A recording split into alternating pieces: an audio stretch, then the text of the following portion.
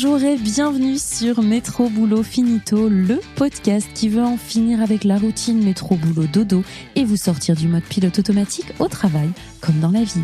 Dans ce podcast, on parlera efficacité, bien-être, management, santé mentale, mais aussi vision du travail de demain. Je m'appelle Marline et je vous aide à booster votre quotidien sans vous épuiser. J'espère que vous êtes en forme parce que c'est parti pour un nouvel épisode.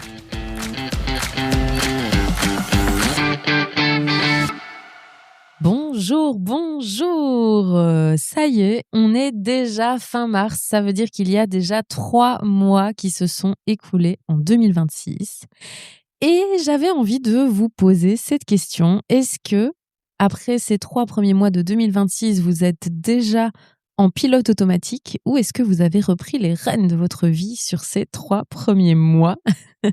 En fait, ce que j'avais envie de vous proposer, je me suis dit, tiens, comme ça fait 3 mois là que l'année a repris, je me suis dit, il est temps de faire un petit bilan trimestriel. Et je me suis carrément dit, en fait, on en ferait peut-être bien un tous les 3 mois. Donc, dans 3 mois, on se reverra peut-être bien en fin du mois pour un petit bilan et pour un petit check-up et pour se dire, tiens, dans ces 3 mois-là, qu'est-ce qui s'est passé? Comment est-ce qu'on a évolué, etc. Donc, pour ce petit check-up de 3 mois, je vais vous proposer 5 questions. Donc, 5 questions, vous prenez 10-15 minutes maximum pour répondre à ces questions sans jugement, sans culpabilité. L'objectif, c'est juste de se réaligner, puisque l'alignement, si vous avez écouté l'épisode de début d'année, c'était mon mot de l'année. Donc, j'ai envie ici de vous aider dans cet épisode à vous sentir aligné à votre vie. Et ça va passer par 5 petites questions qu'on va se poser ensemble. Alors, si vous êtes dans votre voiture ou en train de faire votre vaisselle ou que sais-je, et que vous n'avez pas les mains libres, vous pouvez vous poser ces questions à voix haute et vous pouvez chaque fois mettre pause sur ma petite voix pendant que vous répondez à ces questions. Mais vous pouvez aussi, et c'est le plus efficace, vous savez, moi je favorise toujours l'écriture, c'est prendre vraiment le temps de vous installer avec un bic, un carnet et d'écrire vraiment toutes vos réponses à ces questions. Ce sera le plus efficace, non seulement pour ancrer vraiment dans la réalité tout ce que vous allez un petit peu faire ressortir là, ici, maintenant, et aussi parce que ça vous permettra peut-être d'ici 3 mois d'aller relire en fait ce que vous aviez noté et de voir un petit peu si ça a changé, si vous aviez respecté un petit peu ce que vous aviez écrit ou pas. Donc voilà, moi je vous propose en tout cas de vous installer le plus confortablement possible pour ces petits épisodes un peu exercice. La première question que j'ai envie que vous vous posiez pour ce bilan un peu check-up des 3 mois qui se sont écoulés, c'est: qu'est-ce qui m'a vidé ces 3 derniers mois? Donc là, dans les 3 mois que vous venez de passer, qu'est-ce qui vous a vidé? Pas qu'est-ce qui vous a pris du temps ou machin, mais qu'est-ce qui vous a vraiment vidé, où vous avez senti que à ces moments-là, ça vous avait vidé de votre énergie? Est-ce que c'est une personne? Est-ce que c'est une mission dans votre job? Est-ce que c'est un client particulier? Est-ce que c'est un fournisseur? Est-ce que c'est une attente que vous vous êtes mis, un objectif que vous vous êtes fixé à vous-même et qui vous a complètement vidé?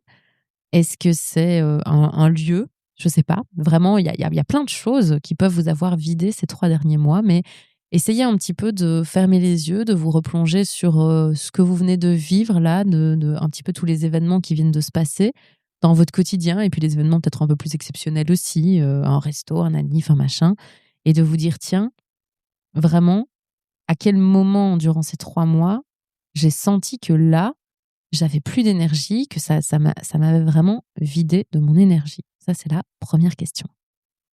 La deuxième question que j'ai envie que vous vous posiez, évidemment, c'est l'inverse, c'est: qu'est-ce qui, durant ces 3 mois qui viennent de s'écouler, m'a donné de l'énergie? À quel moment, dans les 3 derniers mois là que vous venez de vivre, est-ce que vous vous êtes senti plein d'énergie? Essayez de fermer les yeux et de vous remémorer tous ces moments où vous vous êtes dit: «Waouh, là, je suis plein d'énergie, je me sens bien». J'irai même peut-être plus loin en vous disant: à quel moment est-ce que vous êtes senti à votre place? À ce moment-là, il y a toujours, vous savez, dans une vie, on a toujours des trucs où on se sent tellement bien qu'on se sent à sa place. C'est vraiment cette sensation de: «OK, là, je suis exactement à l'endroit où je dois être». Ces moments-là, ces 3 derniers mois, quand est-ce que vous les avez vécus? Ce moment où je suis en full énergie et où je me sens à ma place.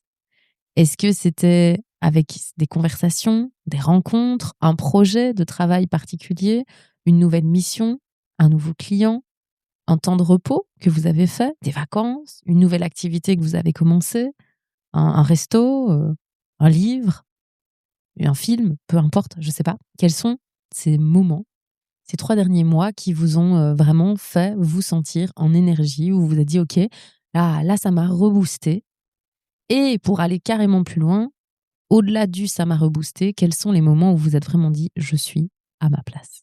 Je me sens à ma place»?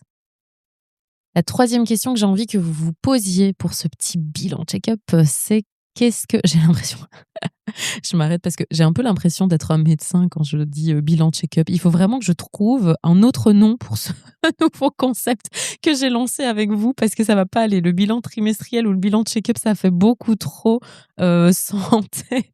Ça fait beaucoup trop médical. N'hésitez pas à me proposer des noms en commentaire ou en DM quand vous m'envoyez des messages. N'hésitez pas à me proposer un nom pour, cette petite série là qu'on va créer donc, où on va se retrouver tous les 3 mois pour faire un petit, bilan avec des questions différentes chaque fois évidemment, ça ce sera l'objectif. Mais donnez-moi un peu des idées de noms parce que bilan check-up ça ne va pas. Bon, donc, maintenant que je me suis bien égarée, donc la troisième question que j'ai envie que vous vous posiez, c'est: «Qu'est-ce que je fais et qu'est-ce que j'ai fait ces 3 mois là qui viennent de s'écouler par automatisme?» Est-ce que c'est, une routine particulière? Est-ce que c'est, des réunions au travail, par exemple, qu'on fait par automatisme sans se poser la question, alors qu'en fait, elles n'ont pas de plus-value dans notre quotidien? Est-ce que c'est une habitude particulière à la maison ou au travail? Est-ce que c'est un rôle que je joue, peut-être, un masque que je porte, si je me sens pas bien et que, par automatisme, je dis à tout le monde que je vais très bien et que ça fait 3 mois ou plus que je porte cette façade-là, ben voilà, c'est un truc aussi. Donc qu'est-ce que vous avez fait là, dans ces 3 derniers mois, par automatisme? Ça peut être une habitude alimentaire aussi, par exemple, ou, du sport que vous ne faites plus, ou que vous faites trop, sans vous poser la question de pourquoi je le fais, par exemple. Hem, Ça peut être, oui, des une série, une habitude de scroll, donc vraiment ça peut être plein, plein, plein de choses. Donc qu'est-ce que vous avez fait par automatisme? Essayez un petit peu de vous remémorer, votre routine quotidienne et de vous dire: «Tiens, Qu'est-ce qu'est-ce que je fais où je me pose vraiment plus la question, mais où en fait, peut-être que là, c'est pas forcément une habitude que j'ai envie de garder quoi, un automatisme que j'ai envie de garder. Ça peut être aussi une réaction. Par exemple, quand on vous fait un reproche, vous vous braquez, vous vous fermez sur vous-même ou vous partez vous isoler et vous donnez plus de nouvelles à personne pendant X jours ou, donc c'est des choses ça dans nos réflexes aussi quand on est, stimulé positivement ou négativement dans notre être donc, dans nos sentiments, dans nos émotions, on a aussi des automatismes émotionnels, on a aussi des comportements automatiques qu'on va mobiliser. Donc ça peut être ça aussi: «Tiens, ces 3 derniers mois, j'ai fait beaucoup, tel ou tel comportement automatique». Donc, voilà, ça c'est la troisième question. Posez-vous un peu cette question: «Qu'est-ce que je fais par automatisme?» dans ces 3 derniers mois? Et la quatrième question, c'est: où est-ce que je me suis, dans les 3 derniers mois, suradaptée? Donc quelque part où j'ai pas été vraiment moi-même, où j'ai pas pu m'exprimer vraiment moi-même parce que je me suis suradaptée. Donc quelles sont les situations dans lesquelles je me suis suradaptée et où j'étais peut-être pas forcément alignée avec, moi, ce que j'avais envie d'être ou de faire? Et qu'est-ce que du coup, ça cache comme suradaptation? Donc par exemple, une situation, c'est, une collègue qui est venue me demander plusieurs fois de l'aider sur certains dossiers et où du coup j'ai accepté. Et où en fait, là j'ai dû me suradapter parce que j'ai pris une charge de travail qui était pas, la mienne, enfin c'était trop de travail pour moi et c'est moi qui ai un peu casqué parce que, bah, j'avais, trop de pression, trop de travail. Donc là je me suis suradaptée dans cette situation-là et derrière, qu'est-ce que ça cache? Bah, c'est que j'ai dit «oui» trop vite en fait. Parce que j'ai dit «oui» là où, j'aurais pas dû dire «oui». Est-ce que j'ai dit «oui» trop vite parce que je ne sais pas dire «non» ou est-ce que c'est parce que je pensais que ça irait? Et donc ça, c'est important de se poser la question. Donc prenez une, plusieurs, essayez de vous remémorer ces situations où vous vous êtes suradapté et où vous étiez pas aligné avec, ce que vous aviez envie de faire ou d'être et Après, essayez de voir dans cette situation-là, qu'est-ce que vous avez suradapté concrètement? Est-ce que c'était, un oui trop vite comme je vous l'ai dit juste avant? Est-ce que c'est parce que je voulais plaire, donc je me suis suradaptée dans cette situation-là parce que je voulais plaire? Parce que j'osais pas prendre ma place en public? Parce que je minimise mes propres besoins? Donc, quelles sont les raisons de cette suradaptation? Posez-vous un petit peu. Donc oui, vous voyez, je vous ai dit, il y a il y a 5 questions, mais il y en a déjà dans les 2 dernières, là, il y avait 2 sous-questions aussi. C'est bien, je vous mets des petites, surprises. Mais voilà, la question ici, c'est la situation. Identifier une situation dans laquelle je me suis suradaptée et qu'est-ce que ça a caché? Qu'est-ce que ça a dit de moi sur cette suradaptation? Donc, est-ce que c'était parce que je voulais plaire, parce que j'avais peur de prendre ma place, parce que j'avais peur de m'exprimer, parce que j'osais pas dire non, et cetera. Donc, voilà, posez-vous vraiment cette question-là. Et la dernière question, forcément, c'est un peu la clôture, c'est le point d'orgue, c'est le summum de cet épisode. Je le vends beaucoup trop. C'est, si je devais enlever une chose pour le prochain trimestre, ce serait quoi? Donc, au regard un petit peu de tout ce que vous avez noté sur ce qui vous a pris votre énergie, sur ce qui vous en a donné, sur ces moments où vous êtes senti à votre place, sur ces moments où vous êtes suradapté, sur ces moments où vous aviez des automatismes, des habitudes, tout ça. Regardez s'il y a un truc où vous vous dites: «OK, en fait, ça, je voudrais arrêter. Je voudrais arrêter cette habitude-là ou alors je voudrais, réduire le temps que je passe à faire telle ou telle chose parce qu'en fait, ça me vide de mon énergie et c'est tout. Ou alors, au contraire, je voudrais faire plus de telle ou telle chose parce que ça me donne de l'énergie». L'idée ici, c'est vraiment d'identifier la chose que vous avez envie de faire ou de ne plus faire, justement. Donc si c'est, j'ai dit trop oui et j'ai plus envie de dire trop oui, c'est d'apprendre à dire non. Ce serait une chose que vous avez envie de faire ou c'est d'arrêter de dire oui trop souvent, par exemple. Ça, c'est une chose que vous avez envie de faire pour le prochain trimestre. Donc, c'est quoi, en fait, l'engagement là que vous allez prendre pour, dès le mois d'avril, faire ou arrêter de faire ou d'être d'une certaine manière aussi quelque chose ou un trait de caractère, un comportement, une réaction, peu importe. Mais voilà, au regard de tout ce que vous avez notez là sur votre petit carnet ou dans votre tête, en fonction de si vous avez écrit ou pas les réponses pour cet épisode, qu'est-ce que vous avez envie de garder et d'apprendre à faire pour le prochain trimestre? Je vous donne mon action à moi, comme ça on s'engage tous ensemble. Et alors n'hésitez pas, si vous voulez carrément prendre un engagement envers vous-même pour mettre en place ce changement-là dans votre quotidien, n'hésitez pas à me le dire en commentaire ou en DM. Donc voilà, n'hésitez jamais à me contacter parce que quelque part, peut-être c'est une manière de s'engager ensemble à le faire et on fera le bilan dans 3 mois de est-ce qu'on a respecté cette action-là, cet engagement-là qu'on avait pris ensemble aujourd'hui. Moi, ce que je m'engage à faire, en tout cas à essayer, hein, évidemment, parce que moi, je vous dis toujours, on essaye de faire les choses et puis on culpabilise pas si on n'y arrive pas parce que c'est OK aussi et le changement, ça prend du temps. C'est un apprentissage que j'ai commencé en fin d'année déjà 2025 et que j'ai commencé là sur mon trimestre 2026, mais je suis pas encore tout à fait, donc j'ai envie de continuer dans cet apprentissage-là. Mais c'est vraiment d'apprendre le lâcher prise. Moi, j'ai tendance à, je crois que je vis parfois un peu dans un film. Je crois que j'aime beaucoup un peu me faire des scénarios et cetera et donc parfois je place beaucoup d'attentes dans les choses ou dans les gens, et dans les événements et en fait, forcément quand on place des attentes dans quelque chose, on est déçu. On est déçu et forcément, ça va aussi avec mon besoin de contrôle et donc c'est là où j'ai besoin moi d'apprendre à lâcher prise forcément. Et parce que, tu te retrouves à être déçu et en fait, tu t'auto-fais du mal parce que si tu avais pas eu d'attente, tu aurais pas eu de déception derrière.